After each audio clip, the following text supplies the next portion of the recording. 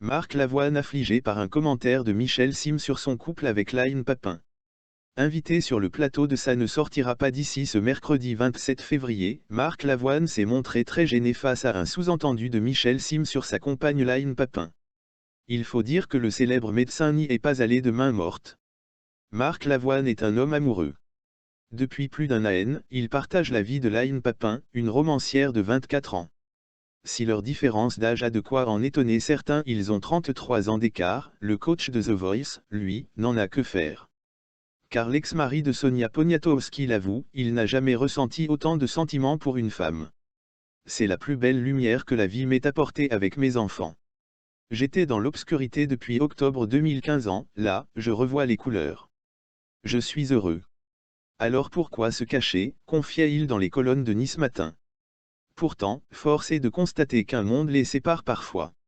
En effet, l'écrivaine a récemment confié qu'elle ne connaissait que très peu les titres de son chéri au moment de leur rencontre. Leur rencontre, l'interprète de Parking des Anges en a d'ailleurs dit un peu plus sur le plateau de Ça ne sortira pas d'ici. Il a notamment révélé comment il était parvenu à séduire celle qui fait désormais son bonheur au quotidien. Marc Lavoine gêné par les commentaires de Michel Sim. La première fois que les deux tourtereaux se sont vus, c'était dans un cadre professionnel.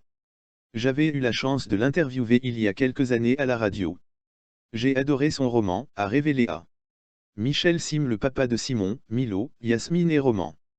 C'est alors que le médecin le plus célèbre du PAF s'est permis un sous-entendu qui a mis le chanteur de 57 ans très mal à l'aise. Chaque fois que vous adorez un roman, vous.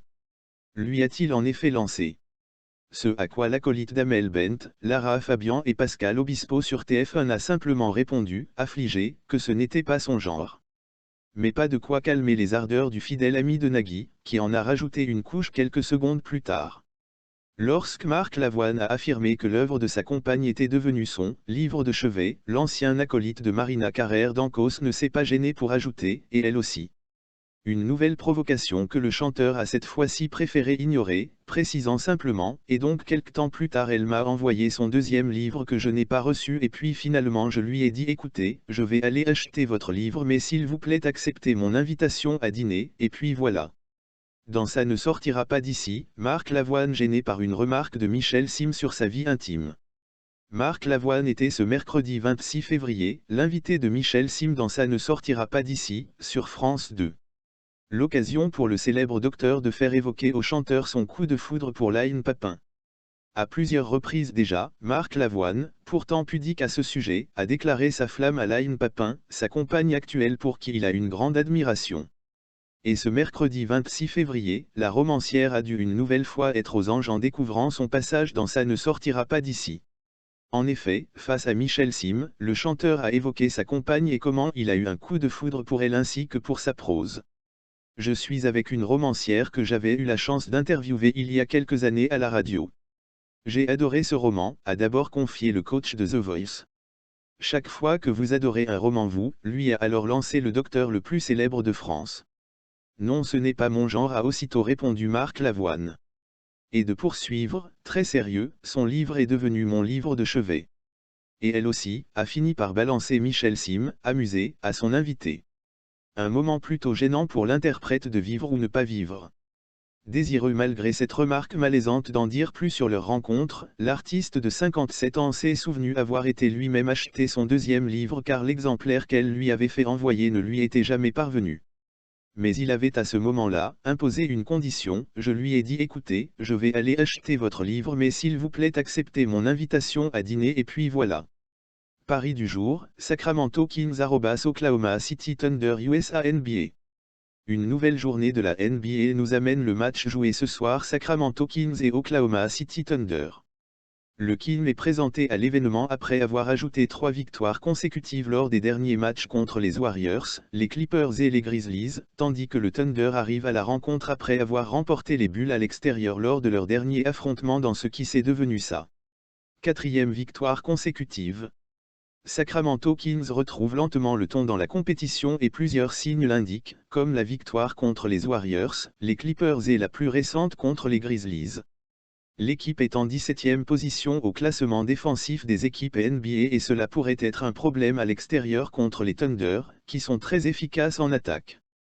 Et la chose ne s'améliore pas ci-dessus en termes de statistiques, puisque l'équipe ne peut marquer en moyenne que 108,4 points par match cette année, un chiffre qui semble insuffisant face à l'adversaire ce soir. Oklahoma City Thunder, en revanche, est une équipe de plus en plus solide et à prendre en compte après les 4 victoires consécutives qu'elle a battues lors des derniers matchs disputés, notamment celles obtenues contre San Antonio Spurs et Denver Nuggets. Et tout cela sans la présence de Russell Westbrook, qui a quitté l'équipe en début de saison. En ce moment, alors, l'équipe est à un pas du Jazz dans sa lutte particulière pour la 5e place au classement de la conférence Ouest. Évidemment, tout cela passe par la confirmation de leur bonne forme en remportant les Kings à domicile aujourd'hui. L'adversaire est 20e en attaque cette année et cela ne devrait pas être un problème pour la défense locale ce soir, car cela limite les adversaires à une moyenne de 108,1 points cette année à domicile. À tout cela, s'ajoutent les performances exceptionnelles de joueurs comme Chris Paul, Danilo Gallinari et Shai Gilgeous-Alexander ainsi que Dennis Schroeder. L'équipe a déjà ajouté un total de 120 points la dernière fois qu'elle a affronté Sacramento et espère répéter la performance ce soir. Aujourd'hui, deux équipes qui sont dans une bonne dynamique sont mesurées, bien que le Thunder se soit imposé comme le meilleur du championnat à la fin de la saison régulière. Paul est en pleine forme malgré ses années et dirige une équipe qui forme un bon mélange entre vétérans et jeunesse, donc nous voyons une victoire à Oklahoma City Thunder plus près ce soir. Ce qui change le 1er mars. Interdiction totale des sacs en plastique, soins dentaires plus chers, transport public gratuit au Luxembourg, adaptation du modèle Bost. Voici tout ce qui va changer à partir du mois de mars. Les sacs en plastique pour fruits et légumes interdits à Bruxelles et en Wallonie. Les sacs en plastique à usage unique pour fruits et légumes seront totalement interdits dans les magasins de Wallonie et de la région de Bruxelles-Capitale à partir du 1er mars, même s'ils sont biosourcés et compostables à domicile. Cette interdiction s'applique à tous les magasins bruxellois et wallons, aux commerçants des marchés ainsi qu'aux vendeurs ambulants.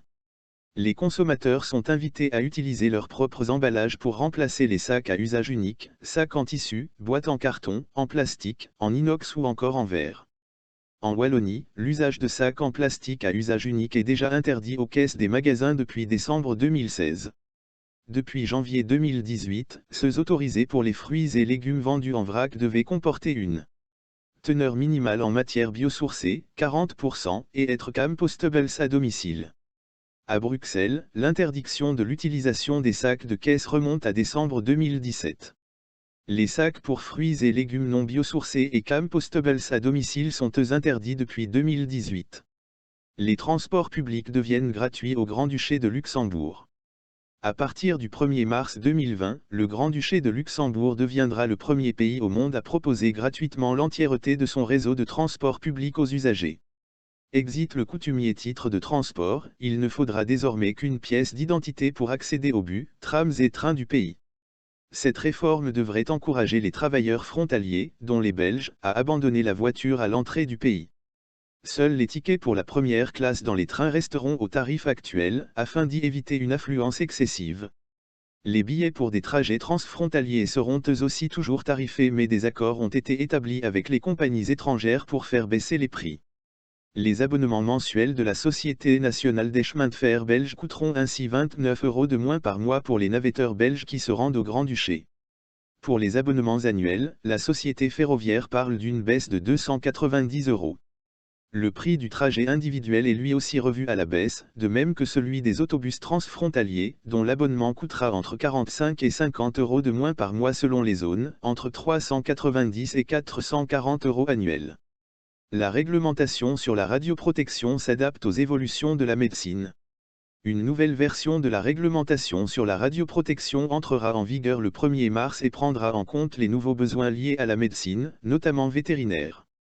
L'Agence fédérale de contrôle nucléaire, AFCN, veut veiller à ce que les patients, les travailleurs mais aussi les propriétaires d'animaux soient protégés contre les dangers de rayonnements ionisants. La législation sur la radioprotection a récemment été révisée pour être clarifiée et développée en réponse aux évolutions de la médecine, notamment vétérinaire. Les principes de base prévalent toujours. Si une technique équivalente peut être utilisée, les rayonnements ionisants doivent être évités, et s'ils sont néanmoins utilisés, ils doivent l'être de manière optimale. La dose de rayonnement doit être maintenue au minimum possible en fonction de l'objectif médical souhaité. Dans la nouvelle réglementation concernant la médecine vétérinaire, les assistants vétérinaires pourront désormais prendre des radiographies d'animaux sous la supervision d'un vétérinaire. Les propriétaires d'animaux qui souhaitent rester avec leur animal lors d'un examen ou d'un traitement utilisant des rayonnements ionisants recevront à l'avance des informations explicites sur les risques. Enfin, la réglementation prévoit aussi une simplification administrative importante. Cette législation, basée sur une directive européenne, met aussi l'accent sur le patient pour les applications utilisées par les médecins et les dentistes. Les informations que les patients doivent recevoir avant de subir un examen ou un traitement utilisant des rayonnements ionisants doivent être décrites clairement. Le médecin devra également poser davantage de questions aux patients, comme, par exemple, vérifier si une patiente est enceinte ou non. Les honoraires des dentistes indexés, certains soins dentaires plus chers.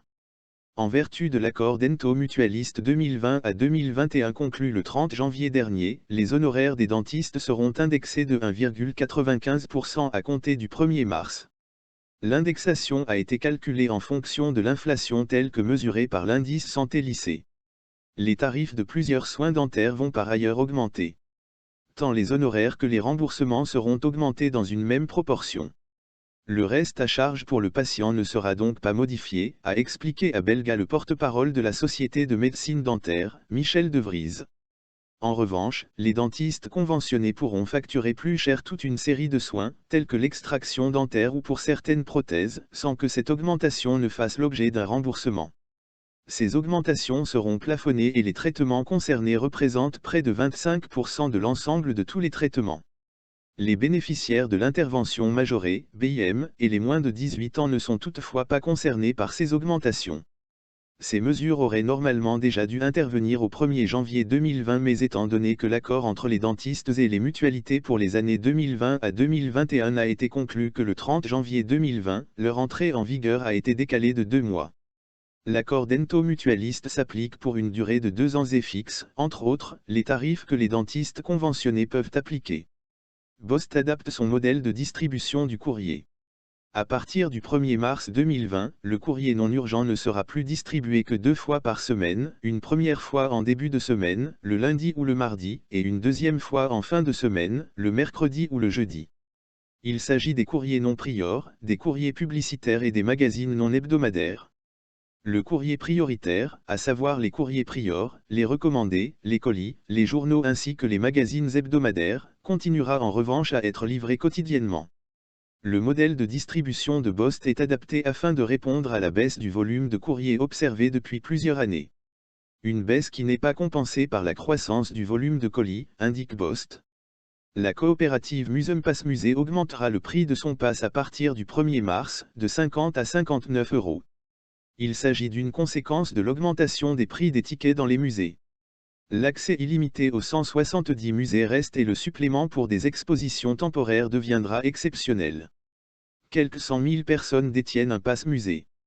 Il s'achète pour toute une année.